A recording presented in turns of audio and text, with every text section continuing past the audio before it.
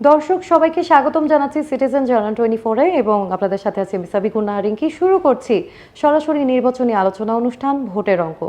এবং আজ আমরা কথা বলবো ঢাকা 12 আসনের নির্বাচনের চিত্র নিয়ে এবং রাজধানীর তেজগাঁও শিল্পাঞ্চল এলাকা, হাতিরঝিল, ঢাকা শেরেবাংলা নগর, রমনা থানা, কারওয়ান বাজার সহ বিভিন্ন এলাকা নিয়ে ঢাকা 12 আসন। জাতীয় সংসদ ভবন এলাকার নির্বাচন কমিশন সচিবালয়ে পড়েছে এই আসনে। এসব কারণে গুরুত্বপূর্ণ এই আসনের দিকে নজর রয়েছে দেশবাসীর।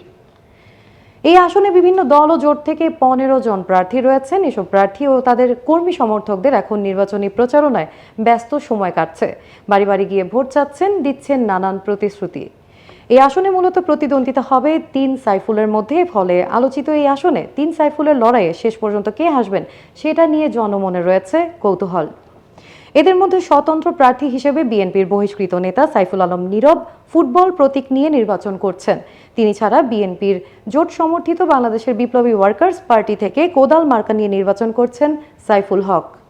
এই দুই সাইফুল ছাড়াও বাংলাদেশ জামায়াতে ইসলামী থেকে দাঁড়িপাল্লা নিয়ে প্রতিদ্বন্দ্বিতা করছেন মোহাম্মদ সাইফুল আলম। ফলে আলোচিত এই আসনে 3 সাইফুলের লড়াইয়ে শেষ পর্যন্ত কে হাসবেন সেটা নিয়ে জনমনে রয়েছে কৌতূহল।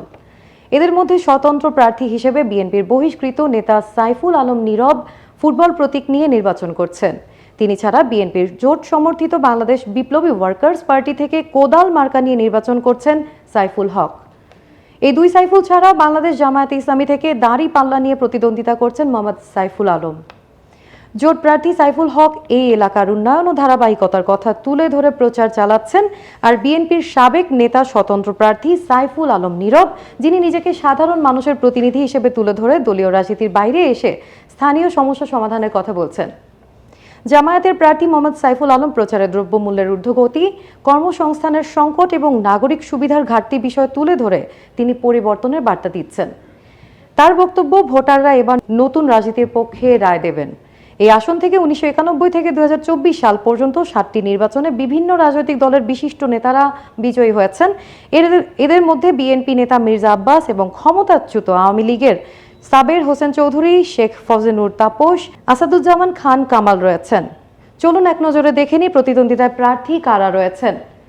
শুরুতেই দেখতে পাচ্ছি প্রতিদ্বন্দ্বিতার প্রার্থী হিসেবে রয়েছেন মোহাম্মদ সাইফুল আলম, বাংলাদেশ জামায়াতে ইসলামী, প্রতীক দাঁড়িপাল্লা।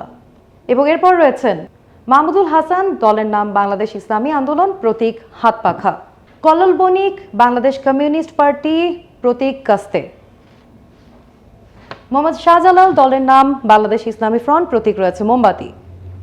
এবং এরপর মমিনুল আমিন, জাতীয়তাবাদী গণতান্ত্রিক আন্দোলন, এনডিএম, প্রতীক সিংহ। মোহাম্মদ তারেক রহমান, দলের নাম আমজনতার দল, প্রতীক রয়েছে প্রজাপতি। সরকার মোহাম্মদ সালাউদ্দিন, জাতীয় পার্টি, প্রতীক লাঙ্গল। সাইফুল হক, বাংলাদেশ বিপ্লবী ওয়ার্কার্স পার্টি, প্রতীক কোদাল। এবং এরপর আমরা দেখতে পাচ্ছি মোহাম্মদ সালমা আক্তার রয়েছেন, যিনি আছেন ইনসানিয়াত বিপ্লব বাংলাদেশ থেকে, যার দলের প্রতীক হচ্ছে আপেল। ফরিদ আহমেদ আছেন জনতার দল থেকে, প্রতীক কলম। মুনতাসির মাহমুদ আছেন বাংলাদেশ সাংস্কৃতিক মুক্তি জোট থেকে, প্রতীক ছড়ি। এবং এরপর আবুল বাশার চৌধুরী আছেন গণ অধিকার পরিষদ থেকে, প্রতীক রয়েছে ট্রাক। তাসিমা আক্তারকে দেখতে পাচ্ছি, যিনি আছেন গণসংহতি আন্দোলন থেকে, প্রতীক মাথাল। মোহাম্মদ নাইম হাসান আছেন জাতীয় পার্টি থেকে এবং দলের প্রতীক রয়েছে কাঁঠাল। সাইফুল আলম নীরব রয়েছেন, যার দলের নাম স্বতন্ত্র এবং প্রতীক ফুটবল, যার কথাই একটু আগে আমরা আলোচনা করছিলাম। দর্শক, এই ছিল ঢাকা 12 আসনের নির্বাচনের চিত্র এবং সবাইকে ধন্যবাদ ভোটের অঙ্কের সাথে থাকার জন্য এবং সিটিজেন জার্নাল 24-এর সাথে থাকার জন্য। আশা করছি পরবর্তী কোনো এপিসোডে আমাদের আবারও কথা হবে। সবাই ভালো থাকুন, সুস্থ থাকুন এবং সিটিজেন জার্নাল 24 এর সাথেই থাকুন।